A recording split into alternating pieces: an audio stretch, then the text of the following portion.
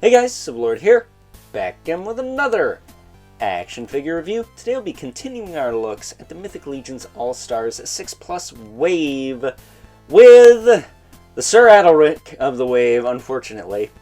Sorry, Joe. Sir Andrew.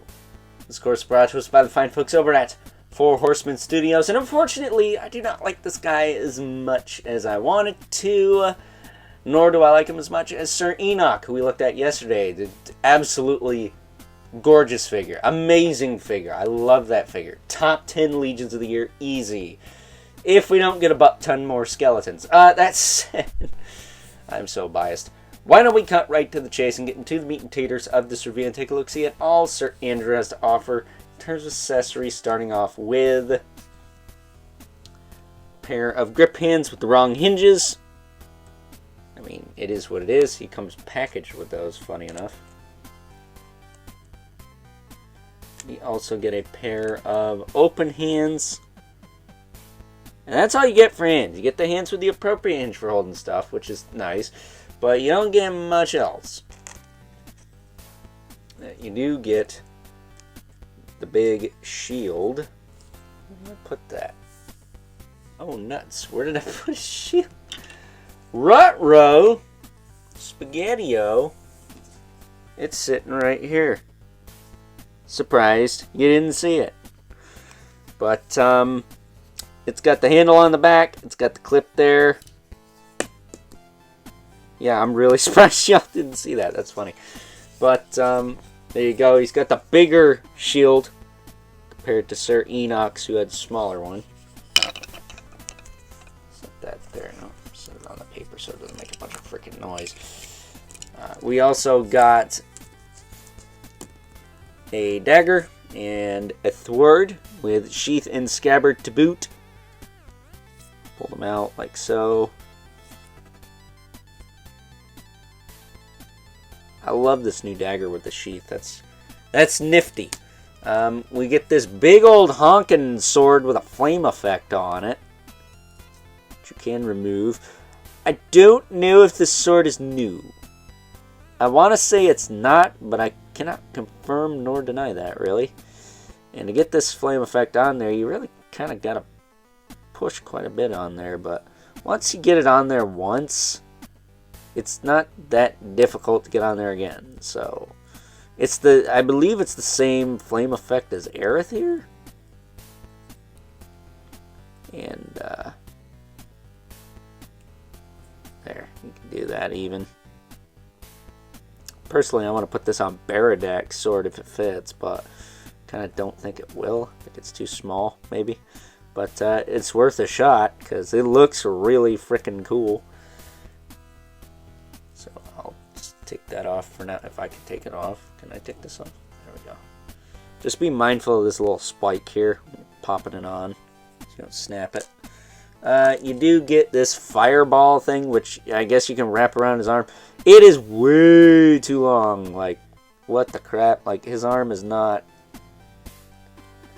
I don't see anyone using this, really. I mean, that's cool. He can shoot somebody really far away, but that's a long effect for the arm.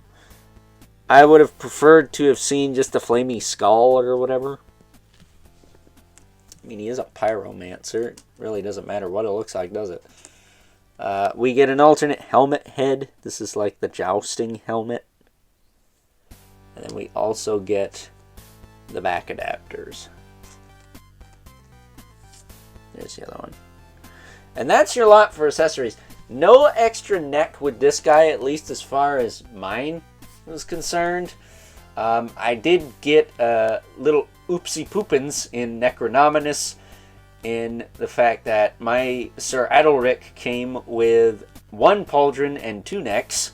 So I do have a neck for this guy, but I don't really plan to use it. But even if I was missing it, I don't need to contact customer service about it at all, because I have an extra one.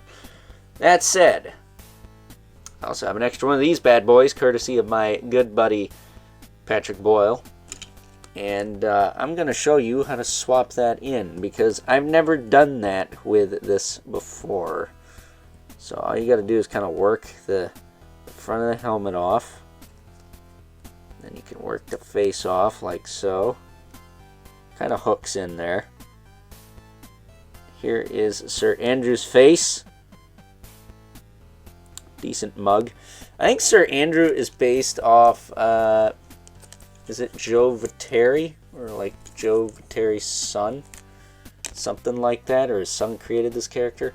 I don't know, but he's already had Lord Viteris, which was an old kind of tribute figure to him that I do have, but I don't have handy, but I do believe the oranges match. But that guy runs New Jersey Toy Con and also helps set up Legion's Con, so shout out to that guy. But what I'm going to do is pop the helmet back together now. And there you have an undead Sir Andrew, which is exactly what the doctor ordered, because that did kind of renew my interest in this figure a bit. That said, if you flip the helmet down, it does kind of look like Kador now, doesn't it? Hoping we get a Kador 2.0, because I can get one on a subscription box. Talk about that at a later date, because I do have a video in regards to those going up a whole year later, but, you know, to each their own. But, yeah, man, on top of the fact that he just doesn't feel as strong of a knight to me as the likes of Enoch or Gideon or even Elijah. I did have a couple issues with my particular figure. The wire on the cape is a little short on this side, kind of, sort of, a little bit. It's not short by that much. I mean, I can still bend it up like that, but I did have to snip a little bit of the wire because it was jabbing my freaking fingers when I was trying to move this guy around earlier. So that was not fun. But on top of that, I'm not sure if this is supposed to go down and wrap around this bottom piece, but it kind of did on this side, but the wire was busted. It's still got the wire here. You can see it a little bit.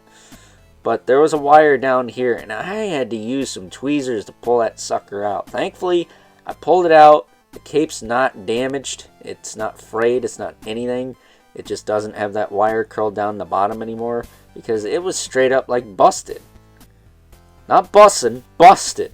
And that sucks. So that's the only issue I've had with Four Horsemen soft goods in a hot minute, though. So I'm just going to say that's an isolated incident. And if I get another one of these capes, probably from a buddy in the Cabal or something, because I don't want to bug the Horsemen with replacement parts because of tariffs and junk. So I'll probably just hit somebody up and be like, hey, you got a cape? Check it. See if it goes down, wraps around the bottom here. Because if it's supposed to do that, that kind of sucks. Mine doesn't. But if not, if it's just kind of supposed to sit straight, then I don't care. Like, this side's a little shorter than that side, but it ain't the end of the world. It's fine. I just don't want the cape stabbing me in the thumbs. Like, this side still wants to be a little bunghole. And on top of that, his torso has a tendency to pop off. So hopefully it won't do that during articulation. I did tighten it a little bit, but it's not the tightest thing ever. As you can see, it's still kind of... So I might have to hit that with some heat after. But at any rate, as far as his articulation goes, his head will look up and down, tilt side to side, rotate. Pauldrons will get out of the way, so you can pop the arms up like so. Pop them down, you can rotate them. Single jointed elbow, swivel at the elbow, swivel at the gauntlet, swivel at the wrist. Appropriate interval and stuff, that's cool. And the torso, because it doesn't have the soft goods, it gets a little more range, but it is kind of loose still. You can lean it forward, you can lean it back, you can rotate it, and I don't think that's actually the peg twist. I think that's the torso itself. So yeah, I'm gonna have to see if I can't tighten that up a bit more, because it's not floppy, but it's kind of loose. We'll see. Usually I could tighten that stuff up, but these newer bodies, man, they're like stiffer PVC or something, because I cannot get those to warp as much as the old bodies. Like the old bear torsos for like the barbarians and stuff, those would heat right up and get all squishy. I could squeeze them closed and then they'd be nice and tight. This guy, it's like not happening. I don't know what's up with that. The hips will kick out to the side, back down, I'll kick forward and back. Hips are nice and tight, don't gotta worry about that. Thigh cut, single jointed knee, swivel below the knee, then he's got a ball hinge ankle that will rotate, hinge, and pivot. So there you go, that is Sir Andrew in a nutshell. Not a bad figure, but not a perfect one either. I mean, nothing in life is perfect, let's face it, but I think he would have been a little better. The QC was a little better on my particular figure. Again, I'm going to say that's an isolated incident. And then, I don't know, it just doesn't do much for me, which sucks, because he's a pyromancer. He's like a freaking badass, but I don't know, man. It's not doing it for me. If it's not doing it for me, I'm just going to flat up say it. You know, this cool chain, though. And by the way, the torso thing, mine was packaged kind of bent. Like he was bending over at the ab crunch, or the waist joint. So maybe that's got something to do with it. If I tell the Horsemen that, they might replace it. But again, with tariffs and everything, I don't want to bog them down with customer service email.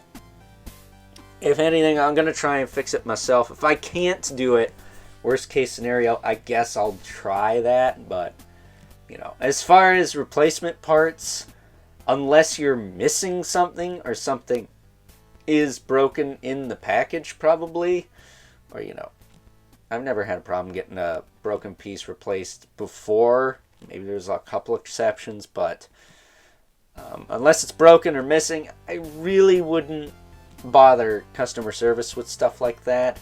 You know, I've done it with loose joints before, but you know, there are ways to fix it. It's just a pain in the butt. Let's not kid ourselves. So with that being said, it's time now that we move right along and take a look at some size comparisons.